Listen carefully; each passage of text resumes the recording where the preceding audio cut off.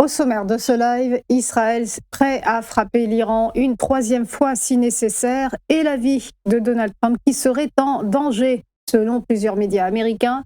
La Banque de France qui relève ses prévisions de croissance et Christine Lagarde qui dément mollement toute ambition présidentielle.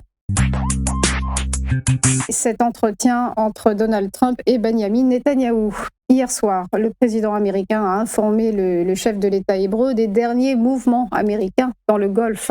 À l'issue de cette conversation, les deux dirigeants ont réaffirmé la poursuite de la coordination entre leurs pays dans divers domaines, selon le cabinet du Premier ministre israélien. En outre, selon le Wall Street Journal et CNN, Israël aurait transmis à Washington des informations de ses services de renseignement selon lesquelles l'Iran préparerait un plan pour assassiner Donald Trump.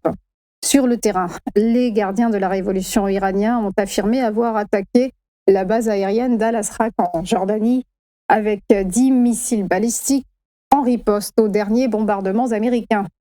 Israël est prêt à attaquer l'Iran une troisième fois si nécessaire, a affirmé le ministre de la Défense israélien.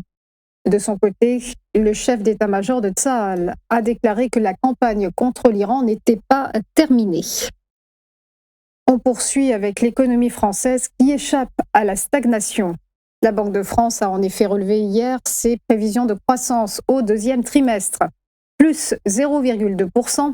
C'est mieux donc que le zéro pointé, attendu initialement lors de la dernière estimation.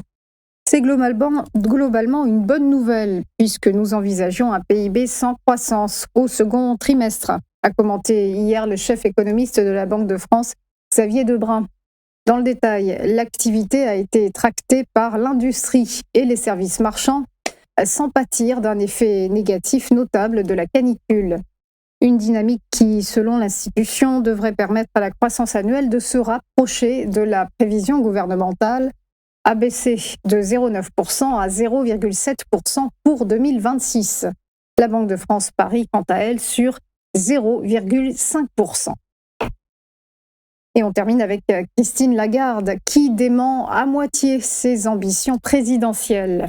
Interrogée par Euronews, la présidente de la BCE a précisé « Je ne suis candidate à rien, mais je tiens beaucoup à ce que l'Europe soit protégée, à ce que l'Europe soit le cadre dans lequel les États membres opèrent, y compris la France.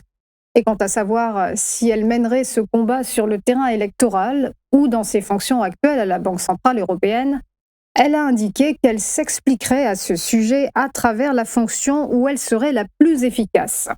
La semaine dernière, la patronne de l'institution avait laissé entendre qu'elle pourrait quitter son mandat prématurément afin de peser sur la politique française.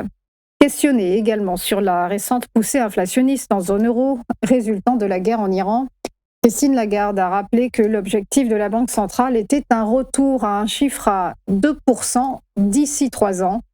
Le mois écoulé, vous le savez, la BCE avait relevé ses taux directeurs pour la première fois depuis près de 3 ans. Et on passe au point bourse, le focus sur la clôture des marchés hier avec des places européennes globalement au beau fixe. Avec un CAC 40 qui a rebondi de plus 0,9% à 8326 points, la cote parisienne a été tractée par la bonne forme des valeurs liées aux semi-conducteurs comme ST Microelectronics et Soitec.